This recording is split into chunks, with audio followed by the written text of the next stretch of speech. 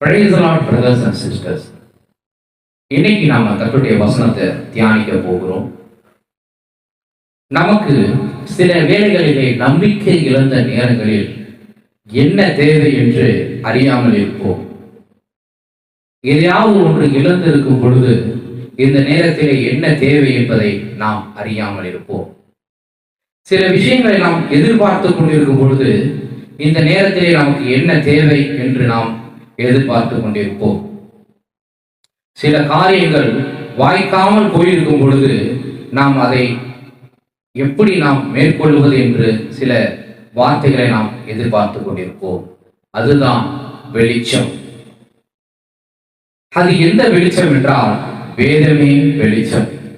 நம்முடைய வாழ்க்கையிலே வெளிச்சம் தான் தேவை.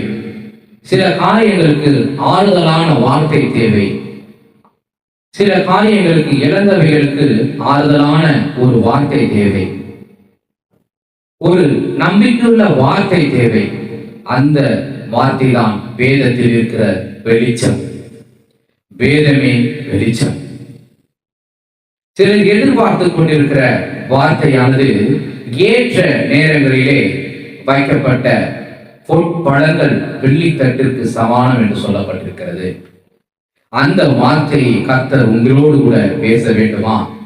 இந்த வசனத்தை நாம் தியானிக்க போகிறோம். எழுந்து கொள்ளுங்கள் என்னோடு கூட சங்கீதம் 43 அதிகாரம் 3 வசனம். உமது வெளிச்சத்தையும் உமது சத்தியத்தையும் அனுப்பியர்களும் அவைகள் என்னை நடத்தி உம்முடைய பரிசுத்த பர்வதத்திற்கும் உம்முடைய வாசஸ்தலங்களுக்கும் என்னை கொண்டு போவதாக என்று சொல்லப்பட்டிருக்கிறது. சங்கீதக்காரன் தாவீதுடைய ஜெபமாக கூட எடுத்துக்கொள்ளலாம், ஒரு வேண்டுதலாக எடுத்துக்கொள்ளலாம். இதை நாம் என்னைக்காவது இப்படி ஜெபித்திருக்கிறோமா? இனி நம்முடைய ஜெபங்களில் இருக்க வேண்டிய முக்கியமான வசனம் இதுதான். உமது வெளிச்சத்தையும் உமது சத்தியத்தையும் அனுப்பியருளும் அவைகள் என்னை நடத்தும். அல்லேலூயா. உடைய வெளிச்சத்தை எனக்கு அனுப்புங்கன்னு கேட்க போறோம். வேற ஒண்ணுமே இல்லை. ஆண்டவரே உடைய வெளிச்சத்தை எனக்கு கொடுங்கப்பா. நான் சோர்ந்து போயிருக்கிறேன் ஆண்டவரே. நிறைய சிஎஸ்சி ஆலயங்கள் எல்லாம் நம்ம பார்த்து கொண்டு போவோம். பஸ்ல போகும்போது, வாகனங்களை போகும்போது வெளியிலே வசனங்கள் எழுதி போட்டிருப்பாரு. சோர்ந்து போய் அந்த பக்கம் போகலாம். ஆண்டவர் சொல்லுவார், ஒரு வெளிச்சத்தை அனுப்புவாரு. நான் உன்னை விட்டு விலகுவதும் இல்லை, நான் உன்னை கைவிடுவதும் இல்லை. அல்லேலூயா. தேவன் நம்மிடத்தில் எதிர்பார்க்கிறது என்ன தெரியுமா? நாம் அவரிடம் கேட்க வேண்டும். அல்லேலூயா. அதைத்தான் தாவீது அழகா சொல்லியிருக்கிறாரு. உமது வெளிச்சத்தையும் சத்தியத்தையும் அனுப்பியர்களும் அவைகள் என்னை நடத்தி உங்களுடைய பரிசுத்த பர்வதத்திற்கும் உங்களுடைய வாசஸ்தலத்திற்கும் என்னை கொண்டு போகும். அந்த வார்த்தையும் அந்த வெளிச்சம் தான் நம்மளை பரிசுத்த பர்வதத்துக்கு கொண்டு போகும். ஆமென். அதை நம்ம எதிர்பார்க்கணும் ஆண்டவரிடத்துல. ஒவ்வொரு வாரம் ஆலயத்துக்கு போகணும். ஆவியானவர் என்ன பேசுவார், இந்த வாரத்துக்கு தேவையான வெளிச்சம் என்ன என்று ஒரு எதிர்பார்ப்போடு கூட நாம் போக வேண்டும். அல்லேலூயா. ஆண்டவரிடத்திலே நாம் எதிர்பார்க்க வேண்டியதெல்லாம் அவருடைய வெளிச்சம். உடைய வெளிச்சத்தை எனக்கு அனுப்பியவரும், உடைய சத்தியத்தை அனுப்பியவரும். ஆண்டவரே, நான் இந்த வேலைக்கு போகலாமா? இந்த வேலை கர்த்தர் கொடுக்கிற வேலைதானா?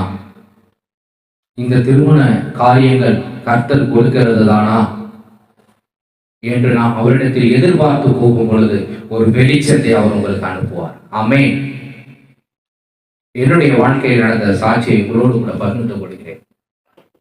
எனக்கு திருமண காரியங்கள் எல்லாம் கூடி வர வேண்டும் பொழுது அந்த சமயத்தில் நான் இந்த காரியம் கர்த்தருடையதுதானா என்று சொல்லி நான் பெண் பார்க்க போகும் பொழுது நான் செவித்து விட்டு, ஆண்டவரே ஒரு அடையாளத்தையும் ஒரு அற்புதத்தையும் எனக்கு காட்டுங்க, உங்களுடைய வார்த்தையின் மூலமா உறுதி பண்ணுங்க என்று சொல்லி நான் வந்தேன். எனக்கு ஆண்டவருடைய வார்த்தை, அந்த ஆண்டிலே கொடுக்கப்பட்ட வார்த்தை, வாக்குத்தத்தம், நான் உன்னோடு கூடியிருந்து பயங்கரமான பராக்கிரமான காரியங்களை செய்வேன் என்று சொல்லியிருந்தார். நான் உன்னோடு கூட இருந்து செய்யும் காரியம் பயங்கரமாயிருக்கும் என்று சொன்னார்.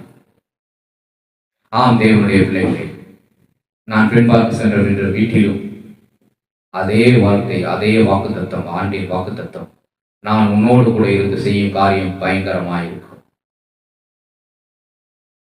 கர்த்தர் நல்லவர். அல்லேலூயா. இந்த வெளிச்சத்தை ஆண்டவர் அனுப்பினார். திருமண வாழ்க்கை கூடி வந்தது.